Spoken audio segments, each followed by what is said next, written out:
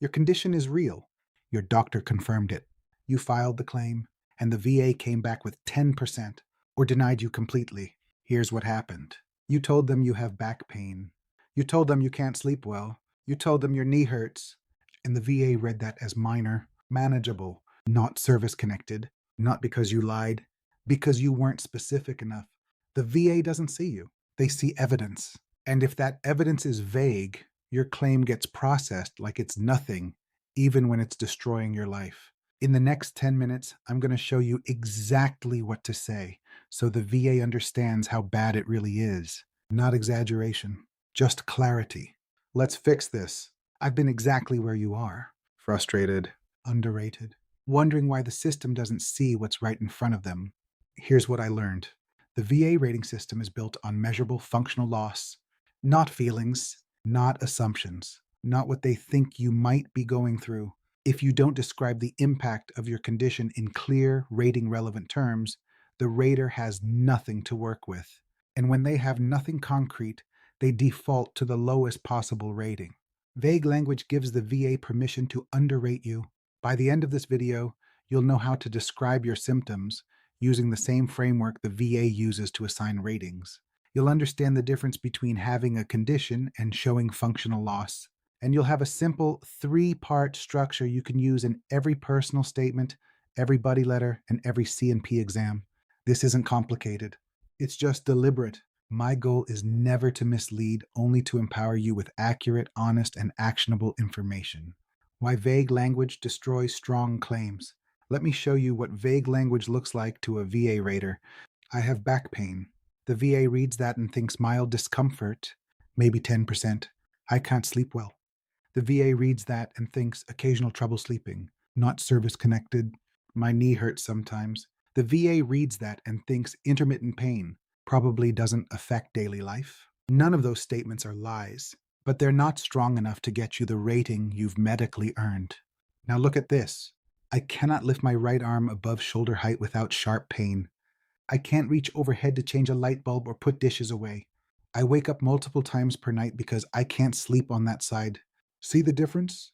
The second version tells the VA what you cannot do, and that's what they're looking for. The VA isn't trying to read between the lines. They're not going to assume your pain is severe just because you mentioned it. If you don't spell it out, they won't rate it. Vague language equals low ratings. Specific functional descriptions equal accurate ratings. The difference between having a condition and showing functional loss. Most veterans think describing their condition means listing symptoms. It doesn't. The VA doesn't rate symptoms. They rate limitations. This is the single biggest mistake veterans make when filing claims. They'll write things like, I have PTSD, or my back hurts, or I get headaches, and then they wonder why they got denied, or stuck at 10%. Here's why. The VA already assumes you have the condition if you're filing for it. What they need to know is how that condition affects your ability to function in daily life. Having a condition is a diagnosis. Showing functional loss is evidence. Let me break this down with a real example. Veteran A says, I have lower back pain from my time in service. Veteran B says, I have lower back pain that prevents me from standing for more than 20 minutes. I can't bend down to tie my shoes without significant pain. I avoid lifting anything over 10 pounds. I can't play with my kids on the floor. I have to use a cane on bad days. Both veterans have the same condition. But Veteran B just gave the VA a clear picture of functional loss, the measurable impact on daily activities, work capacity, and quality of life. Veteran A might get 10%. Veteran B is looking at 40% or higher. The difference isn't the severity of the pain, it's the clarity of the description. The VA rating criteria are built around function, not feelings. When you look at the VA's rating schedule, you'll see phrases like limitation of motion, inability to perform occupational tasks, and frequent episodes that interfere with daily activities. They're not asking how much it hurts. They're asking what you can't do because of it. Rule of thumb. For every symptom you mention, describe at least one specific thing you can no longer do or can only do with difficulty or pain. The 3-part framework: frequency, severity, impact. When you're describing any symptom, whether it's pain, anxiety, memory issues, or mobility problems, structure your statement around these 3 elements: Frequency. How often does this happen? Severity. How bad is it when it happens? Impact. What does it prevent you from doing? This isn't complicated. It's just deliberate. Here's an example. Back pain. Weak version. I have chronic back pain that makes it hard to work. Strong version. I experience sharp pain in my lower back daily. On bad days, 3 to 4 times per week, the pain is severe enough that I can't stand for more than 10 minutes or lift anything over 10 pounds.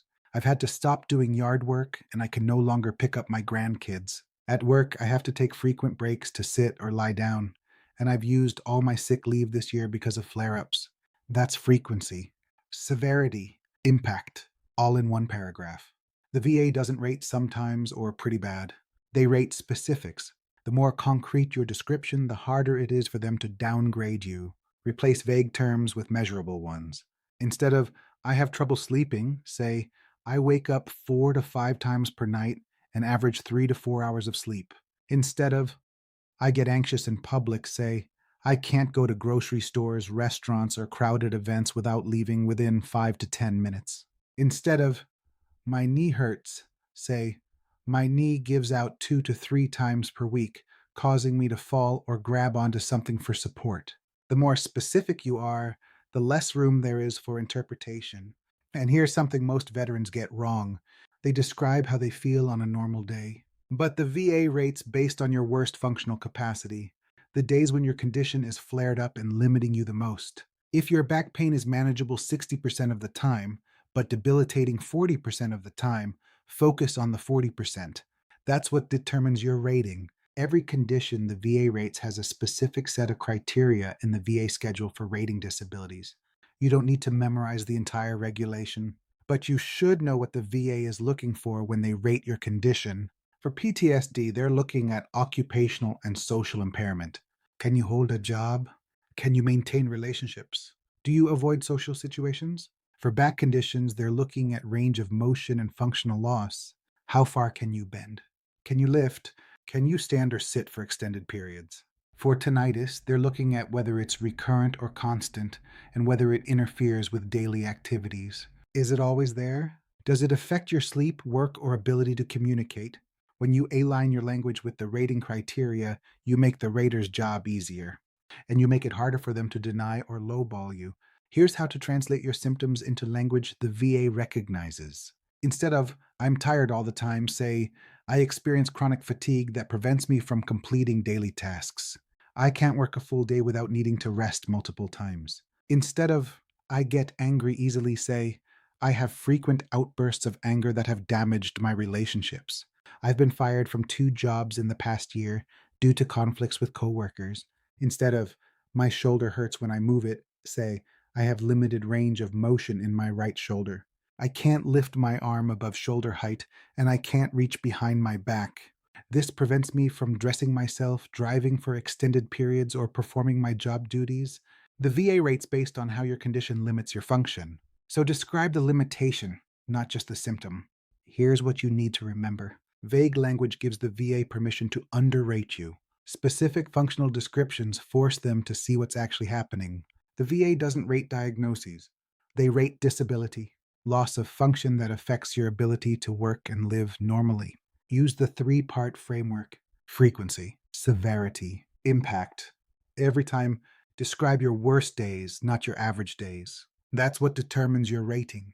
And align your language with the VA's rating criteria. Speak their language, and they have no choice but to rate you accurately. Here's your challenge. Go back through your personal statement, your buddy statements, anything you plan to submit. Look for vague words like sometimes or it's hard. Replace them with specifics. How often? How severe?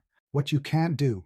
Make sure every symptom connects to a functional loss. Make sure every loss is described in terms the VA can measure. Do that, and you've just turned a weak claim into a strong one. If this cleared something up for you, hit that like button.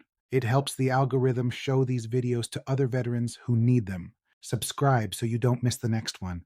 We're breaking down the VA claims process piece by piece. No hype, no pressure, just clarity. And drop a comment. What's the biggest challenge you're facing with your VA disability claim? Your story helps other veterans win their fight. Head over to veteranclaimsmadeeasy.com and grab my free VA letter translator. It breaks down any VA letter into plain English, identifies any action you need to take, and helps you understand exactly what the VA is telling you. You've earned these benefits. Now make sure the VA can see it. My goal is never to mislead, only to empower you with accurate, honest, and actionable information. God bless.